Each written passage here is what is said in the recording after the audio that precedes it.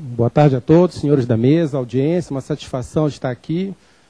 Nós vamos apresentar uma perspectiva do programa espacial, a perspectiva dos órgãos executores. Eu sou o Brigadeiro Pantoja, diretor do Instituto de Aeronáutica e Espaço. Por favor. A gente vai organizar essa apresentação em 3 aspectos. Vamos, mais uma vez, abordar alguns argumentos sobre por que o país precisa de um programa espacial. É sempre bom a gente ter essa convicção, principalmente num fórum de discussão.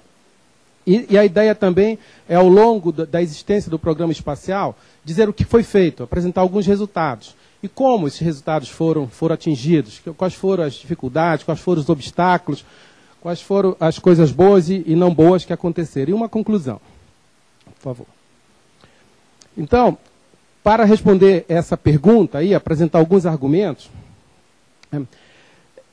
a gente teve várias coisas sendo publicadas recentemente em relação ao programa espacial, o que é muito bom. Nesta casa mesmo, aqui foram feitos estudos, e aqui são alguns dos artigos publicados em 2010, numa revista aqui da Câmara dos Deputados. Então, esse quadro mostra a preocupação da sociedade com vários aspectos do programa. Que benefícios ele traz para a sociedade? Como se relaciona isso tudo com outros grandes programas do país, como a defesa? Questões relacionadas com a gestão orçamentária, a morosidade da gestão orçamentária. A própria morosidade do programa, como tem esse artigo aqui, publicado por que o programa espacial brasileiro engatinha.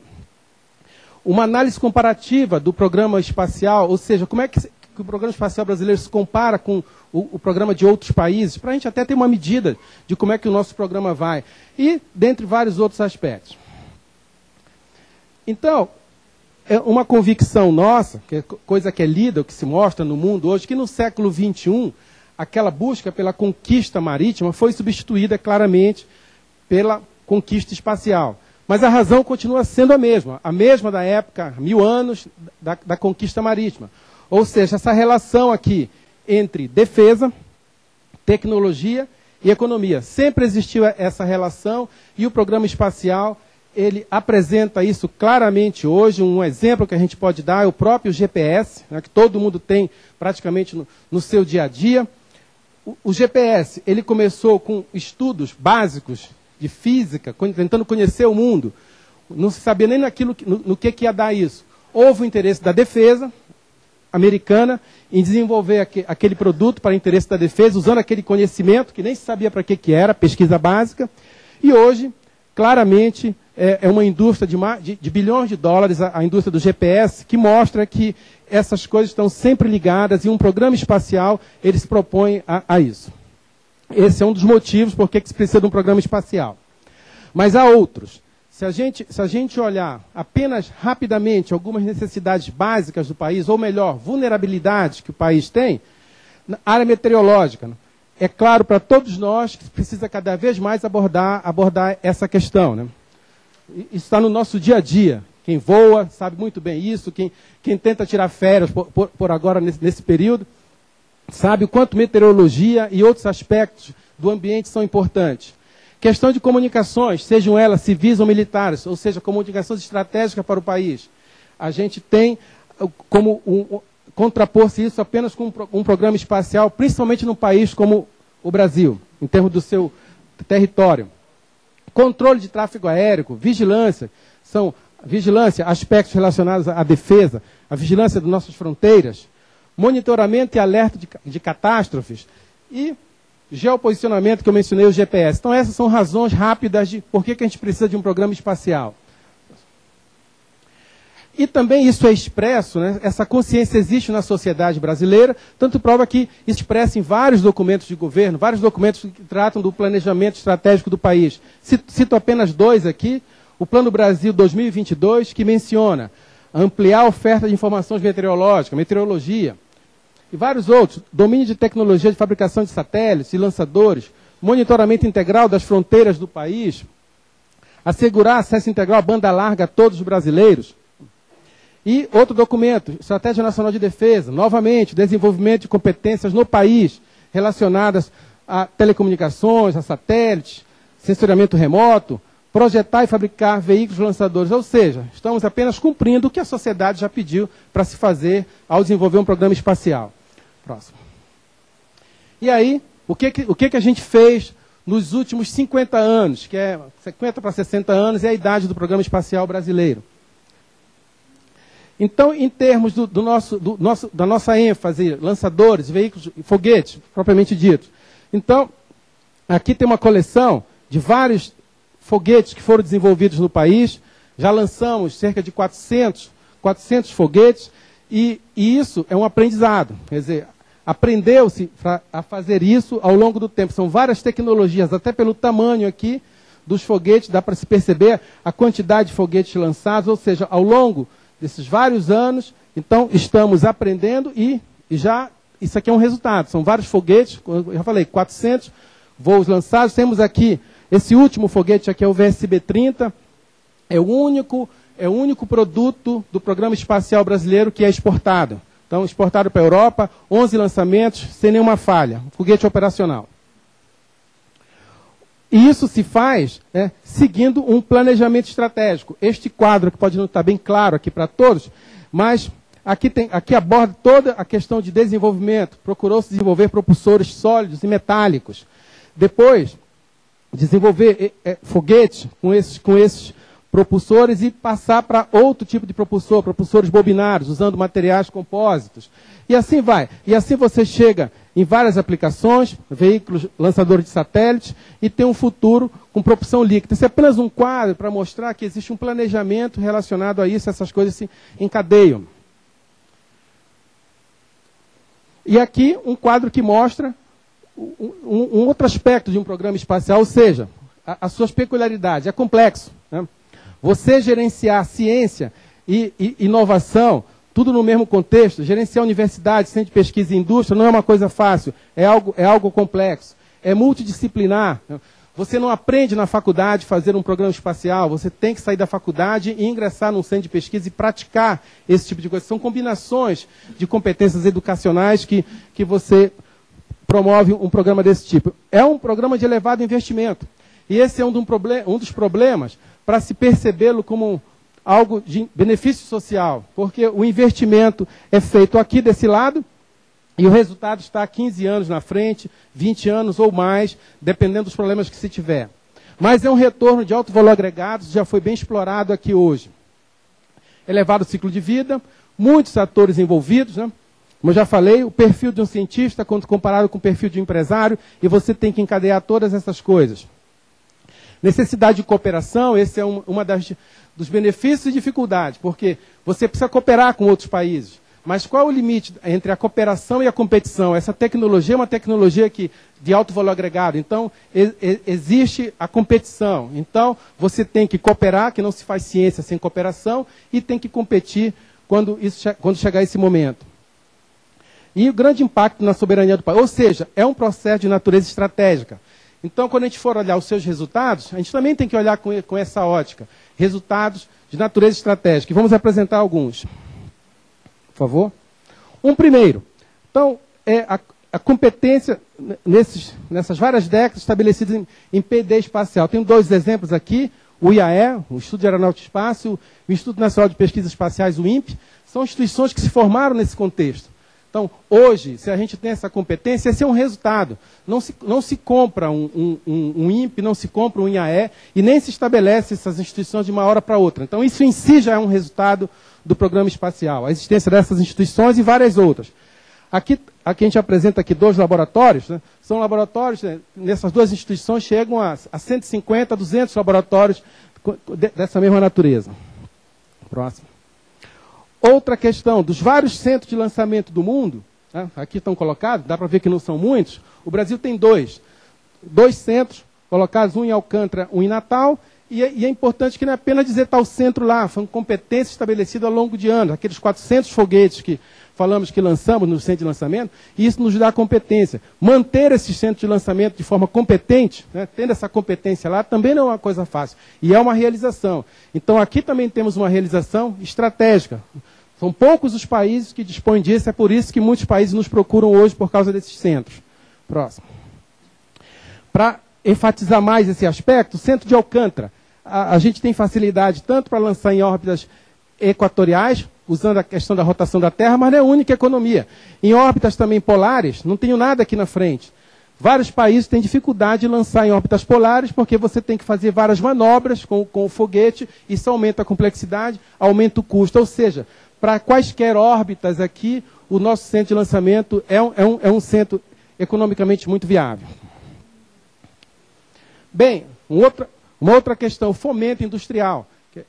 Temos resultados nesse sentido. Um foguete desse, eu mencionei o VSB-30, ele tem a participação de várias indústrias nacionais. Praticamente 70%, 90% desse foguete é feito na indústria.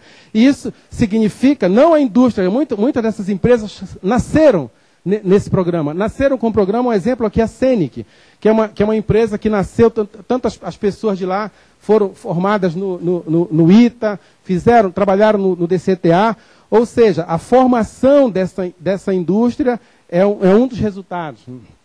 Próximo. Esse é um outro exemplo do VLS. Aqui as várias participações da indústria acontecem.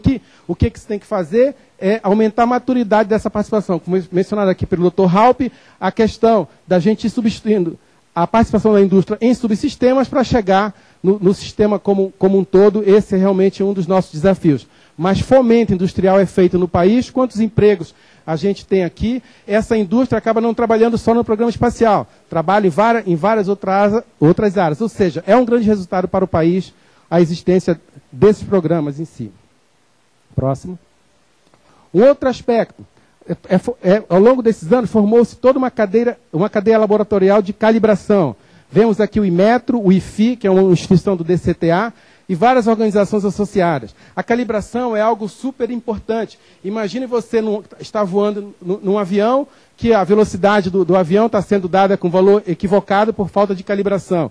Então, esse aspecto aqui não é uma coisa que se obtém de uma hora para outra, e é um importante resultado do programa espacial. Vários aviões já caíram por causa de questões de calibração. Então, esse também é um resultado estratégico do programa espacial. Ou seja, quero dizer que resultado não são apenas foguetes voando. A gente tem toda uma infraestrutura formada e que é resultado. Próximo. O foguete VSB-30, ele foi certificado. Primeira vez no país que faz, são poucos os países, conta-se na mão, os países que têm uma certificação formal. Ou seja, a certificação é aquele processo que diz que o que está feito está de acordo com o que foi solicitado. Então, esse também é um grande resultado, a existência de certificação no programa espacial. E agora a questão de comparação com outros programas. Então, aqui o budget de 2010, de alguns programas, sem mencionar os Estados Unidos, que aqui extrapolaria, o quadro teria que ficar para cá. Então, a gente tem aqui alguns países do BRIC, e a União Europeia, a Rússia, a China, França, a Índia, aqui está o Brasil, 0,2. Quando às vezes a gente olha para uma coisa dessa, a gente vê que no país não é um budget, é um budget, que é muito pequeno o que se investe no país quando se compara com outros programas. Se a gente olhar tudo que foi investido na história do programa espacial brasileiro, ele não dá um ano de investimento em alguns outros programas que são comparados com o nosso. Né?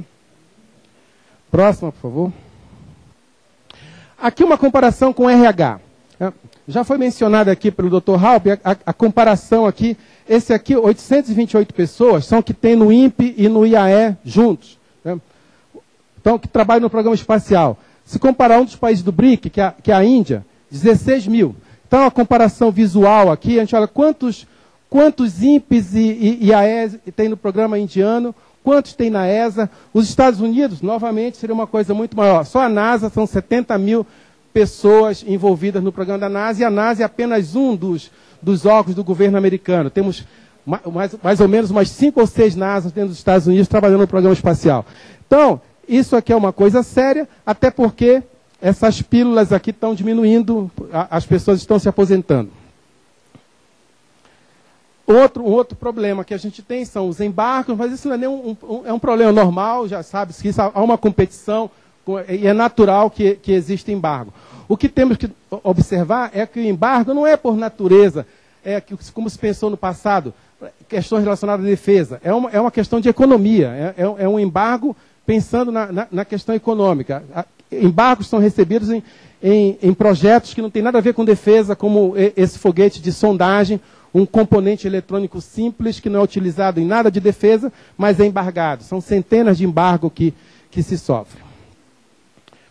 Aqui é importante notar uma visão de outros relacionados ao nosso programa. Um organismo, o Futron, que avalia alguns aspectos do programa espacial, então, como fraqueza do programa espacial brasileiro. O programa espacial militar brasileiro é muito limitado, então isso é visto como fraqueza por outros órgãos. É a questão de recursos humanos, né? Tem limitada capacidade de recursos humanos quando a gente compara com outros países. E assim vai. E ainda está havendo imigração desse capital humano para outros países. Alunos do ITA, nossa principal escola no CTA, são assediados no segundo, no terceiro ano do seu curso de graduação para ir para outros países. E vão, acabam indo. Então, essa é uma questão séria. E algumas dificuldades, né, relacionadas à execução orçamentária, que sabemos, tem uma execução orçamentária, processos licitatórios demorados, isso gera restos a pagar. A gente tem no país um caráter de auditoria na assessoria jurídica. A assessoria jurídica tem um caráter de auditoria. A gente tem que responder, por exemplo, nós somos um instituto de pesquisa. Quando se faz um seminário, a gente tem que responder para o NAGE, coisas assim, mas por que vocês precisam fazer um seminário? Está na missão de vocês fazer seminário? E somos uma instituição de pesquisa. Questões assim, quer dizer, esse caráter de auditoria dá muito tempo para as realizações se concretizarem. Então, temos uma dificuldade de conciliação entre a especificação técnica e a legislação licitatória. E isso causa uma dificuldade muito grande e atrasos no programa. Próximo. E aqui chama a atenção para uma questão que também atrasa o programa, acidente. Foi mencionado aqui há pouco, um acidente que tivemos em 2003 com o VLS, mas eu quero dizer que acidentes, embora eles reduzam a confiança no programa, mas eles não possuem relação com não saber fazer, como é dito. Aqui temos 3 acidentes de países que sabem muito bem fazer programas espaciais. É a Rússia, a Índia e os Estados Unidos. Esses acidentes aconteceram, como vejam no prazo aí, março de 2011, abril de 2011 e em dezembro de 2010, acidentes que trouxeram prejuízos enormes na ordem de bilhões de dólares. Ou seja, acidente é uma coisa que acontece em programas dessa natureza. Só para a gente não ficar com a ideia que acidente significa não saber fazer. Próximo. E, como conclusão, por favor, apresentamos, né, essas dificuldades aqui apresentadas no programa, como é difícil, a questão da comparação com outros países, a questão de pessoal, quer dizer, abordamos todas essas questões aqui e concordamos com uma conclusão que foi dada pelo Conselho de Altos Estudos de Avaliação Tecnológica da Câmara dos Deputados. Ou seja, o programa enfrenta uma demanda maior do que os recursos alocados são capazes de atender. E uma conclusão nossa, aqui, próximo, o Programa Espacial Brasileiro é um programa social, embora isso seja difícil de ser percebido, porque os resultados estão muito longe dos investimentos.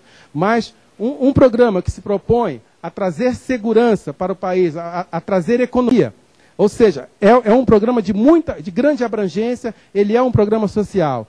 E ousamos dizer aqui, que se fizermos uma ponderação entre os investimentos feitos e os resultados obtidos, concluiremos que se faz muito com pouco. Muito obrigado.